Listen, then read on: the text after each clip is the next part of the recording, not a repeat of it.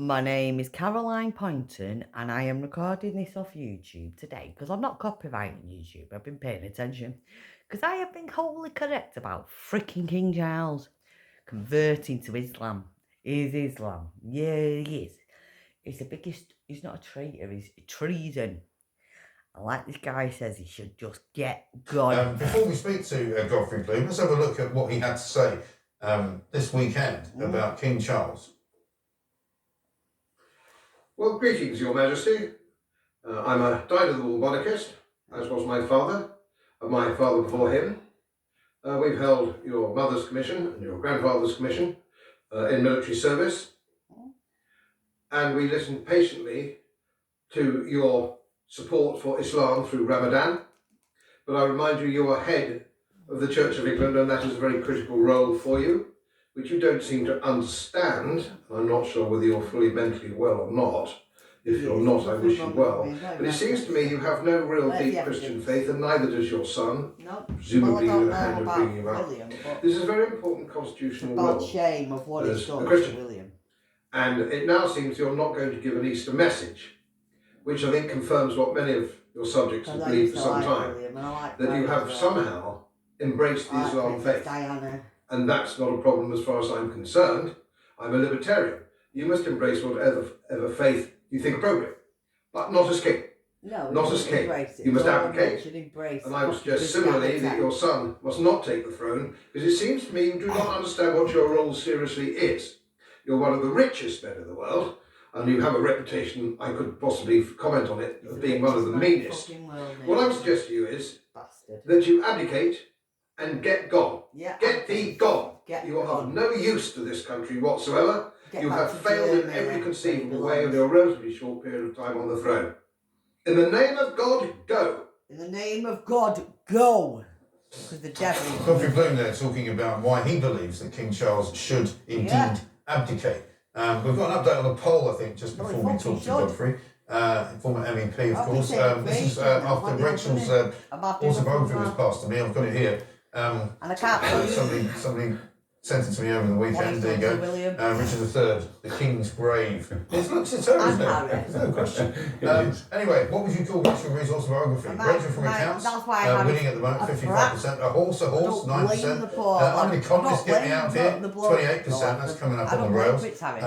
Pardon me for making another horse joke. If I had a dad like King Charles, I would keep voting in that poll, please. Do keep getting in touch with the super chats as well. Let's say a very good morning, and for the first time, a welcome to Godfrey Bloom here on the Mike Graham Show. Godfrey, very good morning to you, sir. Good morning. Good morning to you. Good to see you. Thank you very much indeed. Thanks for joining us over Easter weekend. Happy Easter to you, I should say, as well. He was saying that. Let's talk about King Charles, because quite a powerful message you put out there, saying that you believe that he should abdicate on the grounds that he's no longer fit for purpose. Because I am correct. Yes. I say this religion.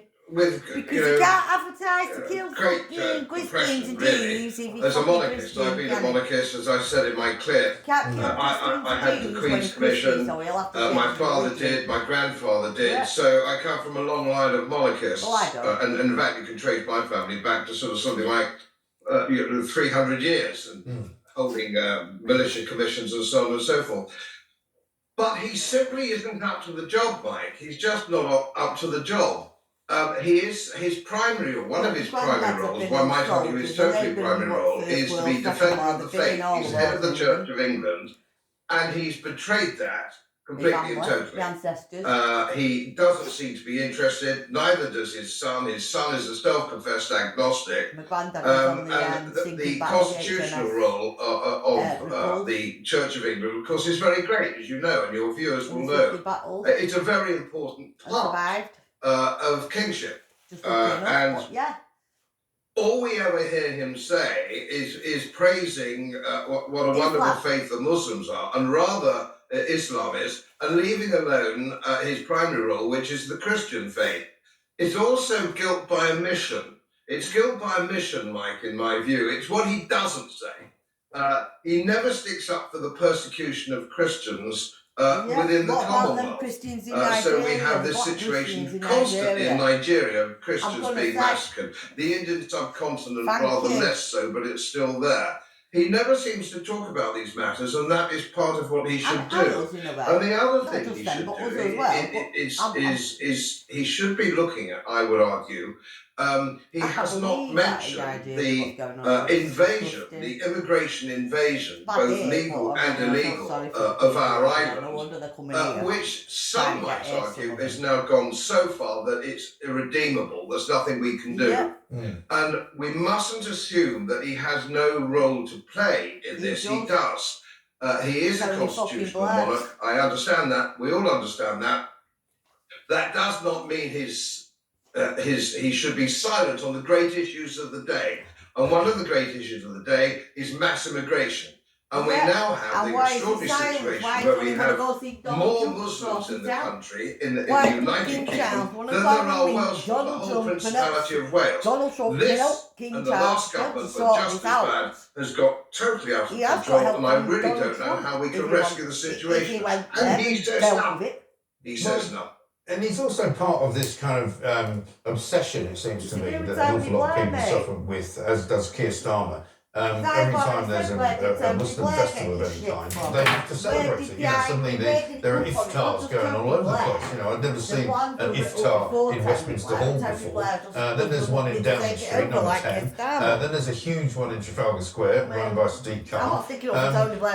You know, then whenever anybody who happens to be Christian or happens to not particularly be comfortable with that makes some criticism of it, they get accused of racism, or they get accused of, you know, being anti-Muslim. They get accused, you know, where is Charles on any of that? Yeah. Well, exactly, and we have let them build mosques. Many mosques. There's no need for them to be praying in Trafalgar Square. They've got their own mosques. We've got our own Christian churches, and there's no need for this. This is a display of power. This is a provocative display of power, and they have no wish to integrate these people. Most of these people, not all, but most of these people have no wish to integrate. And if you look at things like Sharia law, they have their own legal system. They have their own cultural biases. For example, there are places now coming in where we can't walk our dogs because they don't like dogs. I couldn't give a shit. If they don't like dogs, why do they come to an island of dog lovers? They don't like a bacon sandwich. They don't like a pint at the local. No, they don't like music. They don't like women. They don't like anything. They think the Married Women's Property Act of 1880 is positively appalling. It's like what I said, the only thing the emancipation of women. Why do they come here if they don't like anything we do or any of our institutions? And incidentally, this isn't anything to do with race or colour. The Sikhs integrate perfectly well. They've got their own religion, their own thing. The Sikhs are an asset. Most of the Chinese in this country are an asset.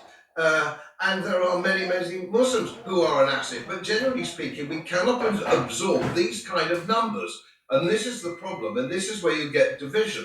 And not to mention, of course, the big problem, the elephant in the room, which is the crime statistics, particularly rape statistics. I gather last year, Mike, and you probably know better than me on these sort of statistics, but I think rape in Bournemouth went up 800% last year.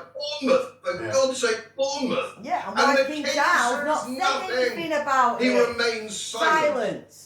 He does, and in fact, he's a pedo, that's exactly more what likely I mean. saying is He's Happy Eid Mubarak, which is what he did this year, as he does quite often. But when you said his son, I presume you mean William, in terms of the... And I do like William. He came out, did he not, the other week and said that he wanted to be more of a sort of Christian king, if you like. I mean, he didn't... He is. I know you're rightly saying that he believes himself to be agnostic, but he made some kind of reference to it, as if he said, as if he's acknowledged that he needs to be better at that. He's a twat, King Charles. I mean, what? But Mike, you're an old journalist. I've been around a long time. I think we all know something that's been written by a civil servant, don't we? And it's not just that, mate. It took True the enough. whole fair. True enough. But I mean, at least it was a tip in the right direction, because it's so unusual for that to now happen from the monarchy. As you quite rightly pointed out, that I saw it as a good sign. I know maybe it was perhaps not entirely inspired from the heart, but at least it was a check in You the right got to say direction. you're a lot better than King Charles. Yes, okay, mate,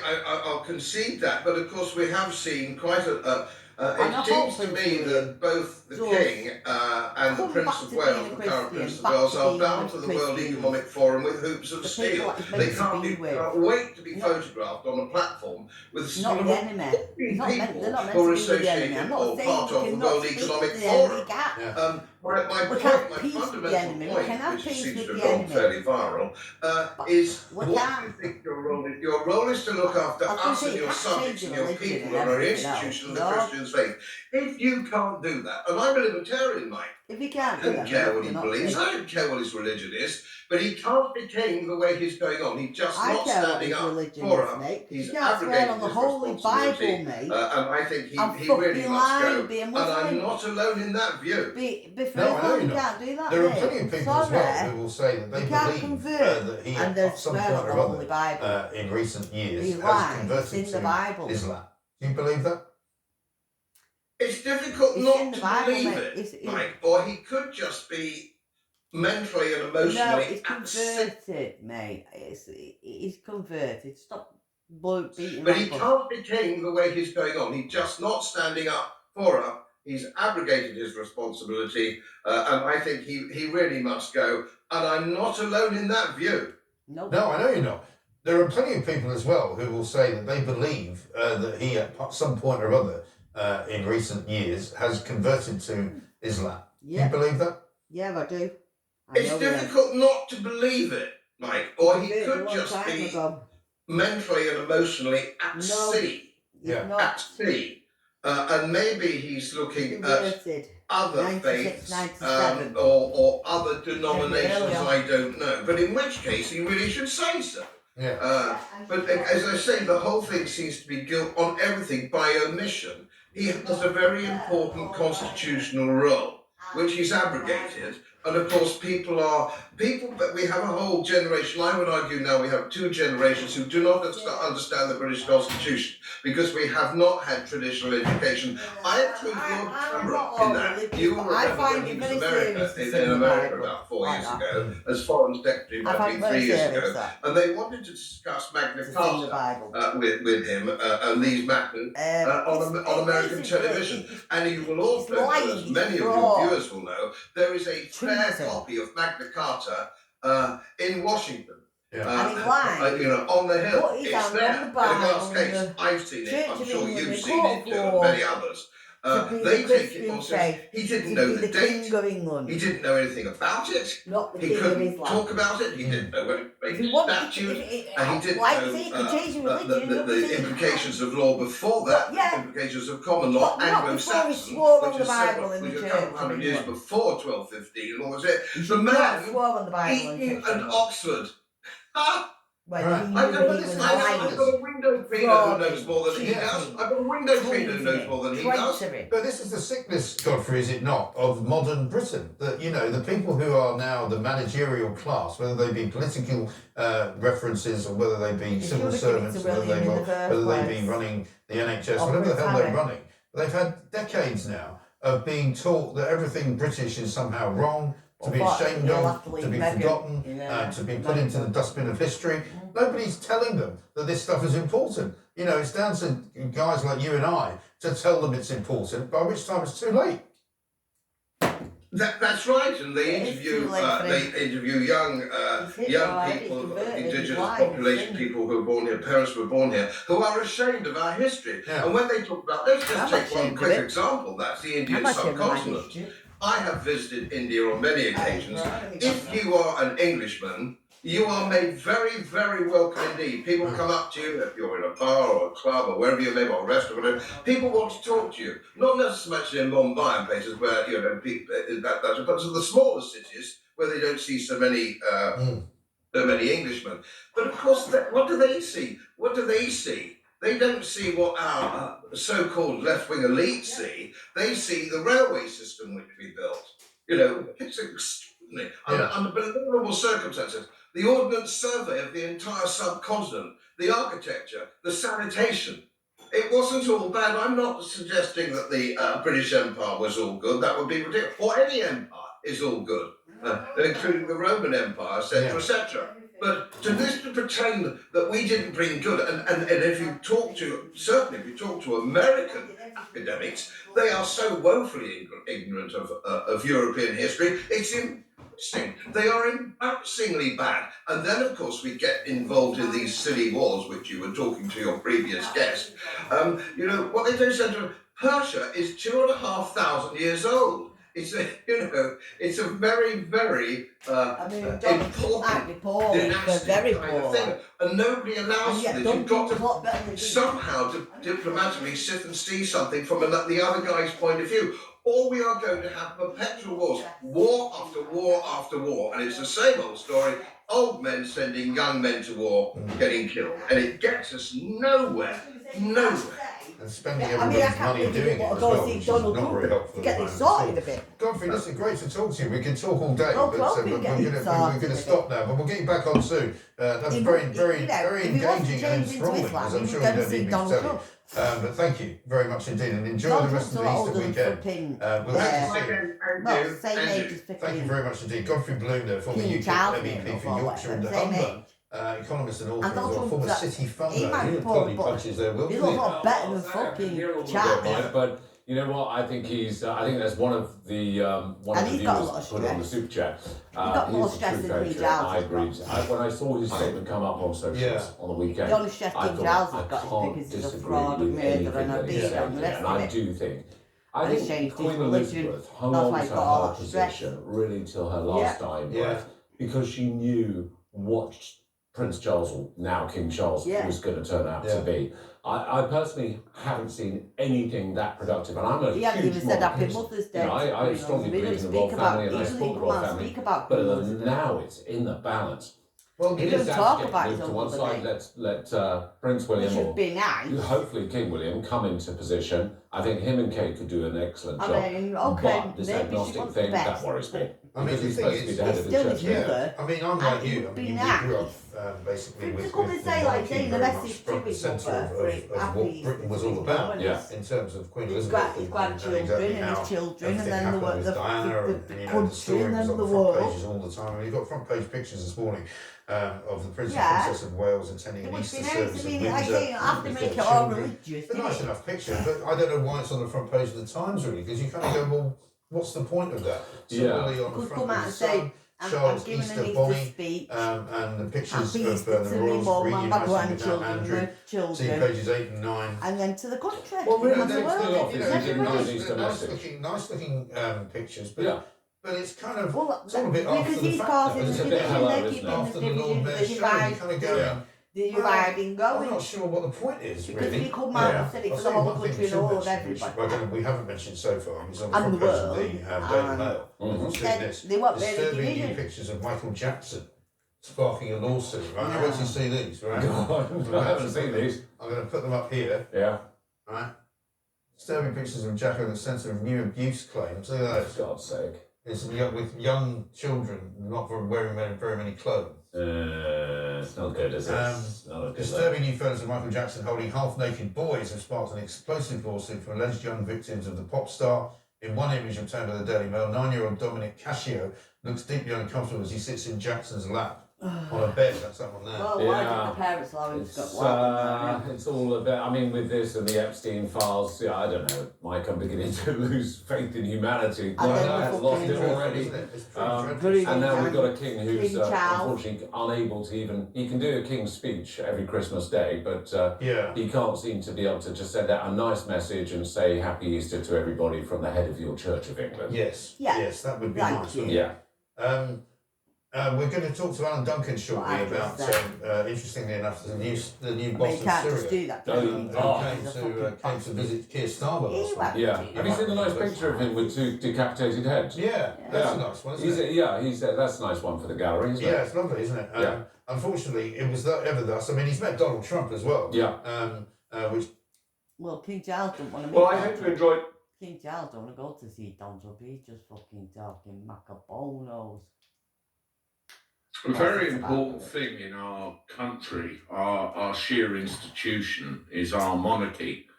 And Queen Elizabeth II, God bless her, was held in reverence by a great many people for well, more years than I care to remember. And we have this issue with King Charles at the moment, don't we? Where it's, has he decided to favour another side of religion more than the side he should do, and there's an awful lot of material that supports that fact.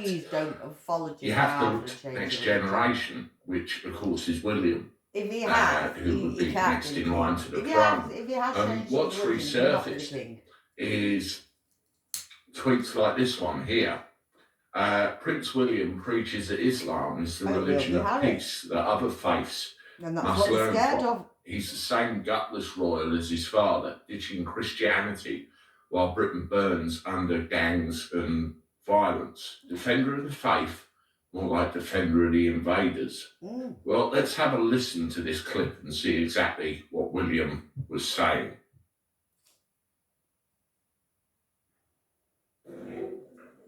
The Muslim community showed the world the true face of Islam as a religion of peace and understanding. I was very moved by the stories of the great distances that your friends and families travelled to support you in your time of need. You're not moved of any Christian families. Even when your previous connections had not always been frequent. They travelled here to support you because you were family, and that is what families do. You're not proud, mate, of your own family. They drop everything when it is needed. People of all faiths and backgrounds can learn a great deal from how the Muslim families affected by the 15th of March attacks rallied around their loved ones. I hope Queen The Elizabeth example provided by New Zealand will prove to be of enduring value to all nations. What's happening to Prince What William? happened here was fueled by a warped ideology I'm that angry. knows no boundaries. I don't give a fuck about King Charles. The I'm world is angry with rightly Prince William united with this. to fight the extremism that has made sorrowful brethren out of cities like New York, Paris, London and Manchester. And that has taken so many lives in Sri Lanka in recent days. What is really going on? And so too we must unite to fight the violent brand of extremism that has led to fatal shootings in a church in Charleston, South Carolina, and in a synagogue in Pittsburgh, because these are all going, these are all been in a van attack on the streets of Finsbury Park in London, it's a royal family. the murder of an MP in West Yorkshire, People that caused and now us so many slavery in deaths the in two first mosques place. here in Christchurch. And then they come here and they blame the Extremism little people in like all its me forms must be or defeated. my family or whatever. My The family have message never from had Christchurch well, and not the as message you from know Almere about. My and family neighbouring have never had mosques could not anything be to more do with clear. slavery. The global ideology Through is generations, they've will never had fail anything to do to with the rise. slavery. And I've always said You heard it. I was going to say, there's only You the rich can, people with money that can do oh, by the slavery, way, because they're the only ones that can William afford looks, to buy people well, younger do for things. starters, that this clip is a little bit dated, and you know, it's resurfaced recently, but the online rhetoric seems to be that he obviously shares the same views as his father, at least at this point in time. And you remember within the last week or two, he came out and reaffirmed his support for Christianity. So I wonder really what way the wind swings. But what you've got to remember is that any monarch, any king or queen, we're not having William. has to defend the Protestant faith. The Protestant faith. You know, there is no other. We don't And even they have to swear that in their coronation oath. Swear on coronation And oath on the Bible. For any reason they are seen to divert away from that, King Charles was doing that before that. rightly just completely ignore it, then they are in breach of their oath, and by virtue of that, they abdicate by deed. You know, it's not me making this stuff up, folks. It is all there written in the Bible, laws, exactly. in the Bill of Rights, in the coronation oath, the Act of Settlement, the separation of powers itself. So when you are defender of faith rather than defender of the faith, it's a bit of an issue. And, you know, one of the things we've had with Charles is this tweet here, you know, King Charles turned Windsor Castle into a mini mosque for Islamists to chant the Muslim call to prayer during Ramadan last year. This year, King Charles, sovereign of the British Anglican Christian Kingdom, is not recording an Easter message. The UK has been After what I've conquered. seen of some of that, after a little boy and stuff, I just feel so bad. It's so horrible what they're doing over there. And this is just, no, I can't stand it. Oh, please, it's evil. It's evil sound, it's not even nice. Oh, they're crying, can't stand it. No, that kid's crying, can't stand it, that's why. Put some music on, mate. Start up. So you can see from that piece of footage, you know, where I don't give a fuck, it's angry. Where they are, who is there. Yeah. And in our Christian call church. me ignorant if you wish, but I don't remember the same courtesy being handed to, you know, our religion. Nope. To this degree, I don't ever recall seeing it. And yet again, I have to remind everybody that as part of the coronation oath, you are defender of the faith, not defender of the faith. And where people have an issue with King Charles, as I said at the beginning of this video, you hope that William has not kind of cures those issues. When he spoke about Christianity, it sounds like he's in the way that he did, you think, okay, maybe. And then there's this. What are they doing? Absolutely sick of this. This is Basil the Great that put this out. Why are they there? Yesterday. Why are they not in Nigeria?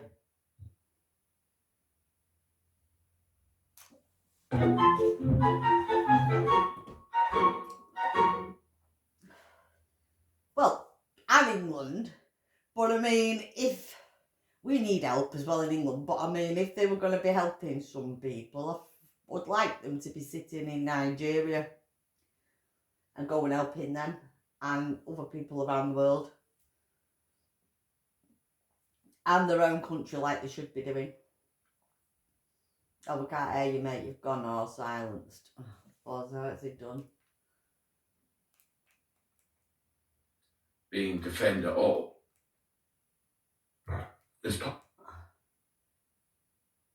That's him doing whatever he's done.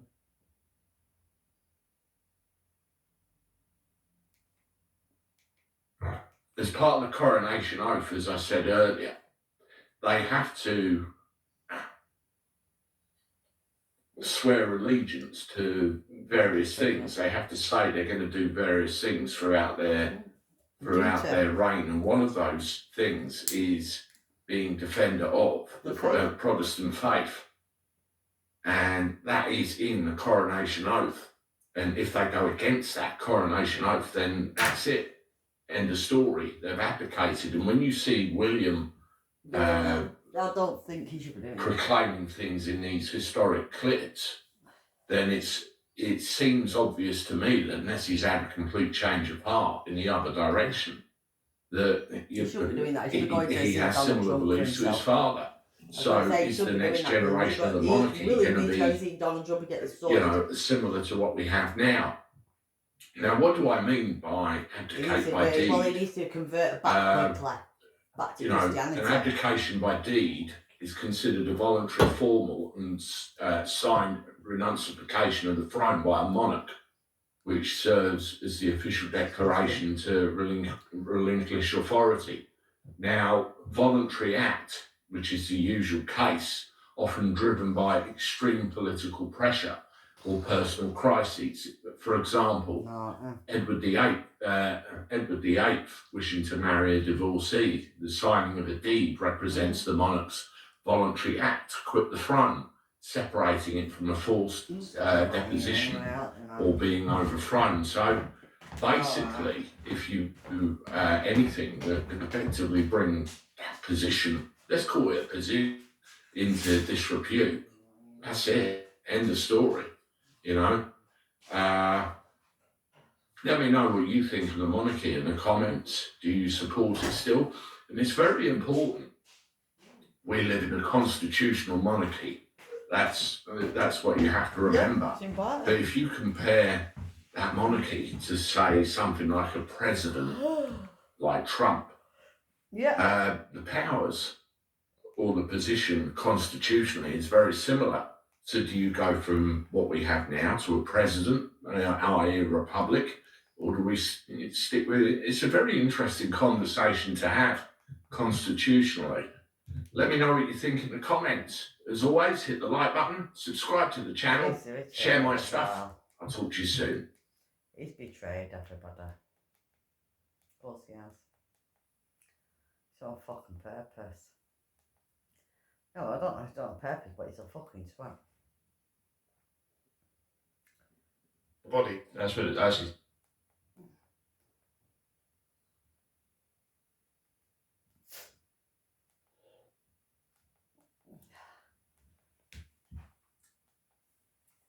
Oh, they're probably there now, aren't they? Round the other side. Round the other side. It seems like the King of England has gotten himself into a little bit of trouble after he proved to the English people that he actually is a little bit more of an Islamist than a true Christian believer. What am I talking about? This is an enormous story happening right now in the UK, where the King of England, King Charles, refused, or maybe didn't refuse, to give an Easter blessing to his Christian constituents, which is something that the King or Queen do every single year. It's a celebration of Easter and the monarchy. Remember, being a king in England is a duty and a right given to you by God himself, by Christianity. And so people were upset. And that would have been upsetting in and of itself, except for the fact that it turns out that he was able to give a blessing for Ramadan to his Muslim constituents. And now people are wondering if all of these rumors that have been circulating for a while, that the monarchy / King Charles are actually secretly involved with Islamism more than they are saying publicly, which would explain a lot of what you're seeing happen in the UK. But when I say people are mad, I mean people are really mad. First off, how would you feel if your Christian king did this? Assalamu alaikum. Ramadan Mubarak. Quran says, God does not burden any soul with more than it can bear. Assalamu Fucking traitor, you Hitler. Fucking horrible,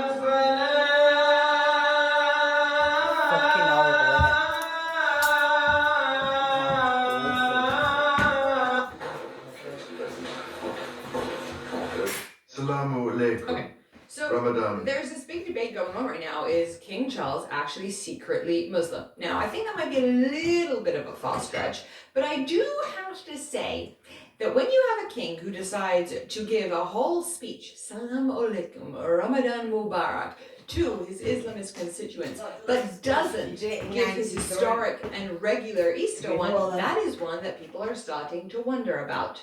Now, when I say wonder, I mean all out, freak out, demand of him to abdicate the throne. Let's get into the details of this. Welcome to The Pushback. I'm Erika, your host. Make sure to hit that subscribe button if you've had enough and you want to push back against the insanity that we are seeing everywhere. Make sure to like, comment, share with a friend, do your thing. We appreciate having you here, and we hope that you'll appreciate being here too. Let's see. In Nigeria and across the world, I can only wish you and the millions of Muslims in our countries Eid Mubarak. And in doing so, let me propose a toast calling everybody to the President and people of Nigeria. Fucking around here, I can see. Niger no de Calidas. He can't be Christian when he wants to kill the Jews and the Christians. So we had to change his religion.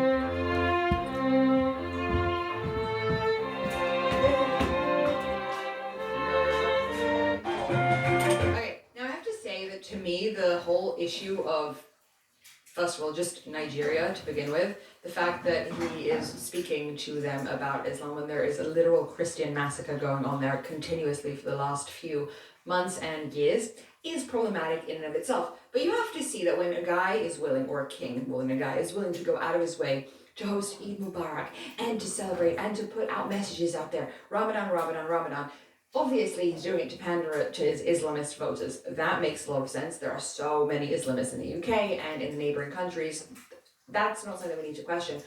But when he pulls back from doing the Easter thing, it gets people a little bit worried that maybe what we're seeing here is actually a conversion to Islam behind the scenes. Now, people are literally demanding that this man abdicate from the throne. Let's see. King Charles needs to be removed from his position as king in this nation, and he needs to be replaced with someone that can actually uphold and not neglect and breach their duty as the defender of the Christian faith in this nation. I think that's the important point. It's not here that he's willing to do a Ramadan ceremony. Everybody's willing to do that if you have a big Muslim constituency. The point here is that the king's job in England is really to be the defender of Christianity. So that seems a little bit off. Repeatedly, this man has denied and breached and neglected and gone against and trampled upon the Christian faith and upon his duty and role to be the defender of the Christian faith, of which he put his hand on the Bible and swore to do when he was installed into his position as king of this nation. I think that's the point, that people are looking around the UK and saying Christianity is in a downfall and our monarchy is supposed to be the thing that defends against that. Where is that monarchy? Let's see. We've got a bunch of people who are not super happy about this.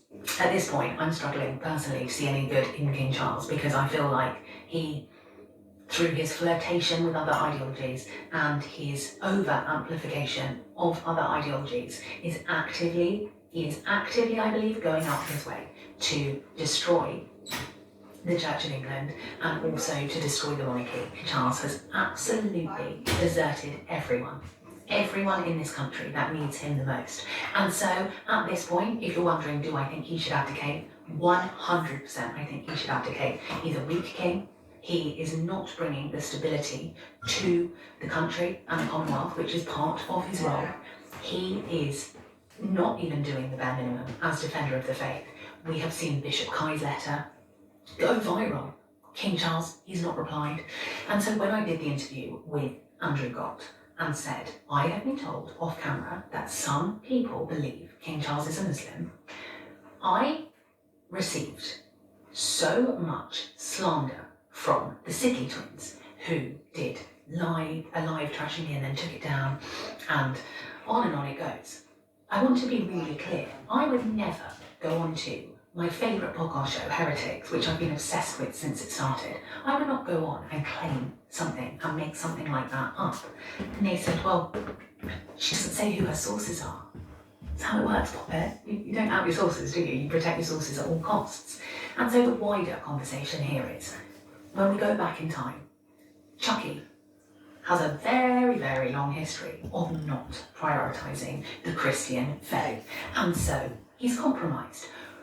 When you become patron to the Islamic Centre in Oxford, when you take that Qatari and Saudi money for your Prince's Trust, or now formerly the King's Charitable Trust, when we have Qatar as one of the sponsors for Royal Ascot, when the Dutch is serving halal meat in 2010 and not launching it as such, when we look and we see the Orangery in Kensington Palace are serving halal meat and not marketing it as such, we're getting a very, very, very clear indication.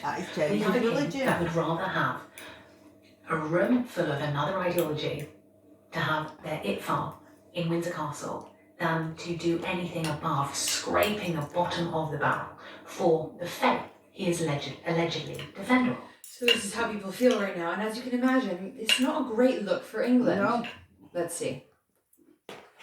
Well, greetings, Your Majesty. I'm a tidal monarchist, as was my father. I've been right all the time, may I? We've held your mother's commission and your grandfather's commission in military service. And we listened patiently to your support for Islam through Ramadan. But I remind you, you're head of the Church of England, and that is a very critical role for you. which you don't seem to understand. I'm not sure whether you're fully mentally well or not. He is. If you're not, I wish you well. But it seems to me you have no real deep Christian faith, and neither does your son. Presumably you had a hand in bringing him up. This is a very important constitutional role as a Christian. And it now seems you're not going to give an Easter message, which I think confirms what many of your subjects have believed for some time, that you have somehow embraced the Islam faith. Yeah, and that's not a problem as far as I'm concerned. I'm a libertarian. Yeah, you must embrace whatever faith you think appropriate. Not escape.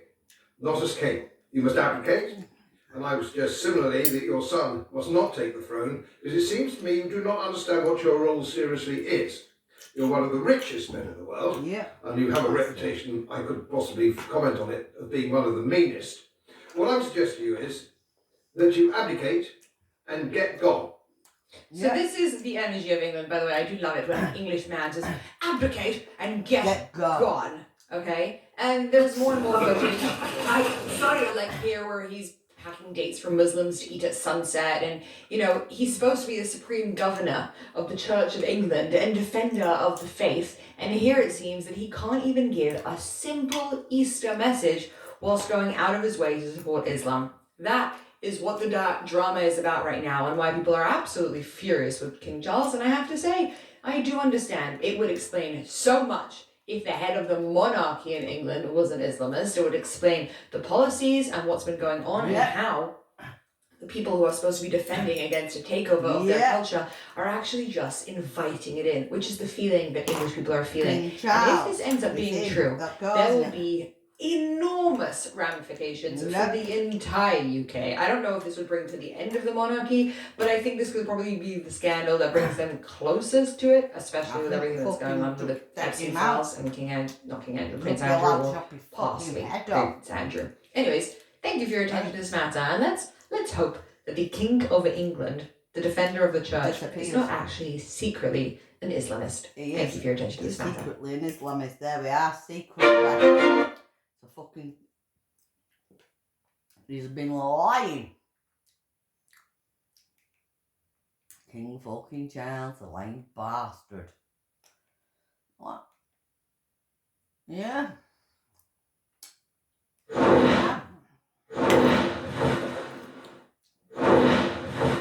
Secretly.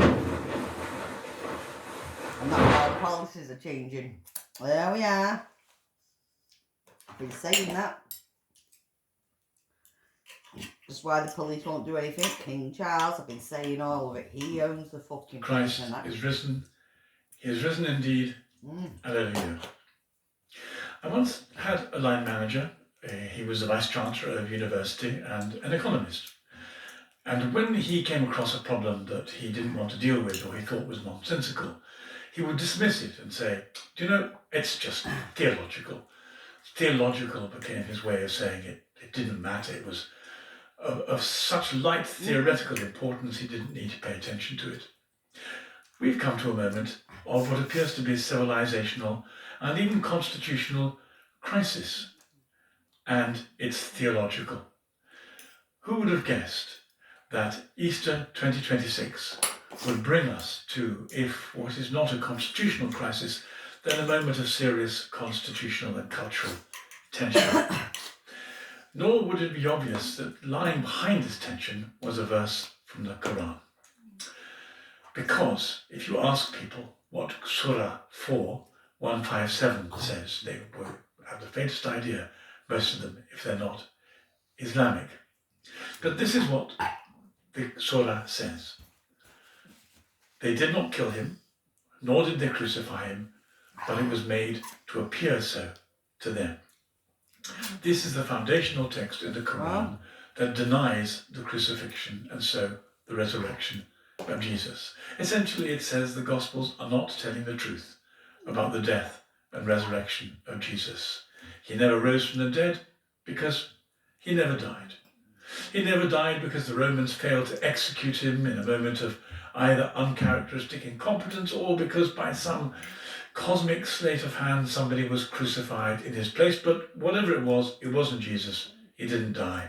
He didn't rise again. The difficulty with this is, of course, that Jesus is also, therefore, by implication, proved to be a false prophet at best and maybe a liar at worst, because Jesus foretold that he would be crucified and rise from the dead. And the Quran says Jesus was wrong. When we say the Quran, of course, what we mean is Muhammad. And when we say Muhammad, what we mean is the angel Gabriel, or, to be clear, a spirit who offered himself, introduced himself to Muhammad as the angel Jibril, which we take to be Gabriel. So let's be clear, Muhammad was visited by an angel who identified himself, saying he was Gabriel. He told Muhammad Jesus didn't die on the cross, and that Christianity was, in effect, based upon, well, you might politely say, a misunderstanding, but really they mean a deception. Muhammad received and proclaimed this revelation about 570 years after the resurrection, and about 770 miles away from Jerusalem in Mecca. As a result, he was entirely dependent for this revelation upon the angel that appeared to him. Let's now go to King Charles and the question of Easter. Let's return to the constitutional tension that we find ourselves with. Why did the king decline to give an Easter greeting to his people? Well, it's perfectly true, there is no established tradition of an Easter message from the monarch. Everyone knows the late queens gave a Christian message and the king gives a Christian message. And we've also seen how the king uses his Christian message to reach out across to all faiths. In other words, it's not exclusive to Christians, but it's inclusive to every kind of religion at all.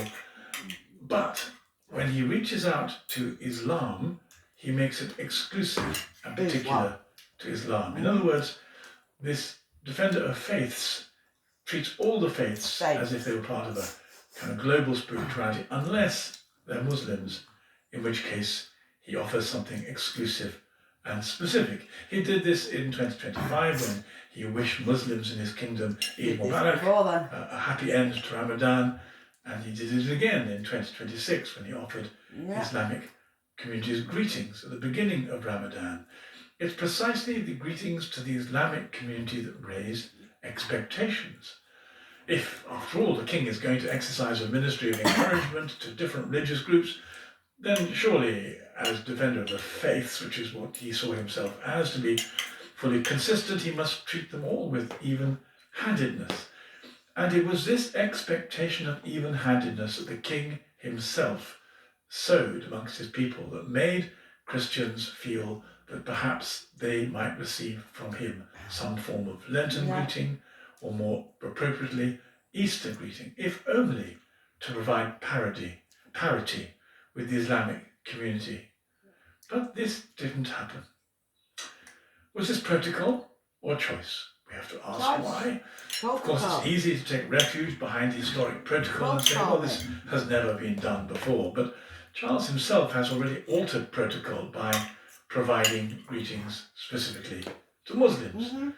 He could therefore just as easily have reached out to Christians, especially given that he's defender of the faith and that Easter is the most important moment in the Christian year. We can have debates about whether Easter is more important than Christmas. Both reveal something about who God is and how he acts. But Easter at least offers something a little more than Christmas. It offers proof.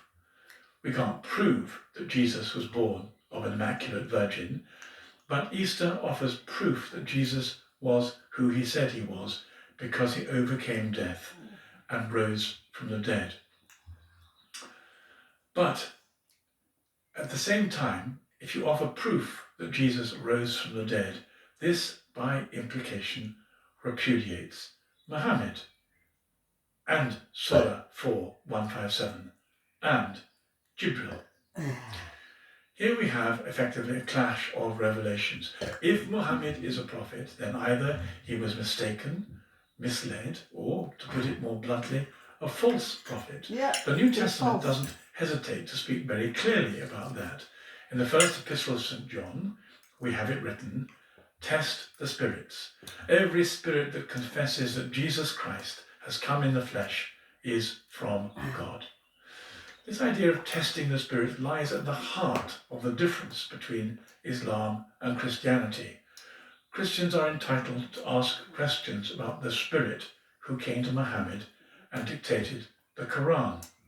This spirit did not confess that Jesus Christ had come in the flesh, and so from a Christian point of view, in terms of what's authoritative for us, what's true for us, what has always proved to be true in experience as well as what is written, the Spirit did not come from God. St. Paul puts it even more strongly in Galatians.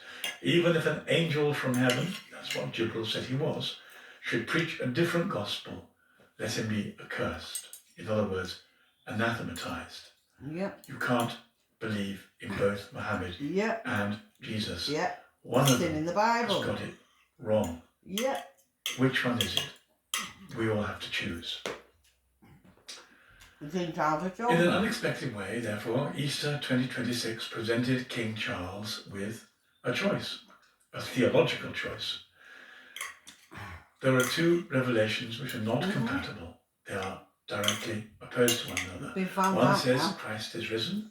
We either say Christ is risen, he's risen indeed, and we thereby reject the authority and the integrity of the Quran. Find the evidence that it's converted. Otherwise, we affirm Muhammad and the Quran and the spirit that denied the crucifixion and resurrection of Jesus. There is no neutral ground, there is no syncretistic ground. These two interpretations of reality don't allow for a compromise. Some people have quietly asked whether the king has privately converted to Islam. We can't know that. But we can say that by publicly affirming Islamic festivals while declining to affirm Easter, the king has at the very least created the impression of preference. It's even possible that King Charles refused to offer a Christian message in which he might reasonably, as defender of the faith, say, Christ has risen, expecting his people to reply, he has risen indeed, because he didn't want to offend Islam. Yep.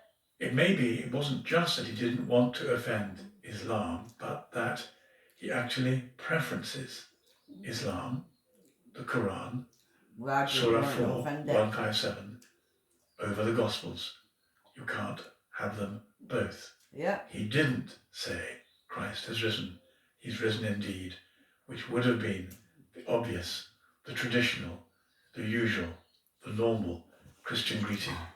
He remained silent, despite having set up a position in which, having offered one series of greetings, another could perfectly reasonably be expected from him. Now, people are not so theologically literate that they failed to notice this lack of even-handedness. They may not be able to articulate the doctrinal conflict, but they certainly sense it.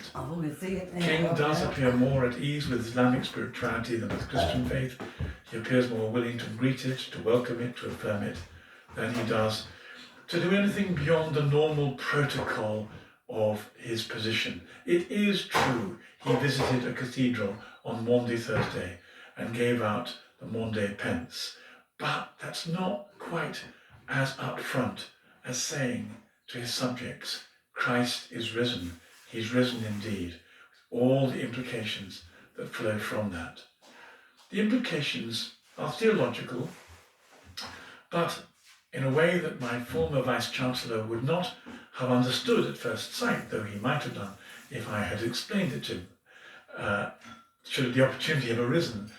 This theology produces two entirely different societies, two different lists of priorities, two different anthropologies, two different versions of God, two different civilizations. Let me try and explain a little. For the difference reaches right back into the very nature of God. Allah, Muhammad's God, is not the same as I am that I am, who revealed himself to Moses. John of Damascus was a Christian theologian who wrote in the 8th century, interestingly enough, under Islamic rule. He recognized this clearly.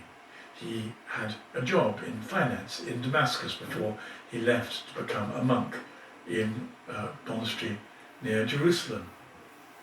He treated Islam as a Christian heresy.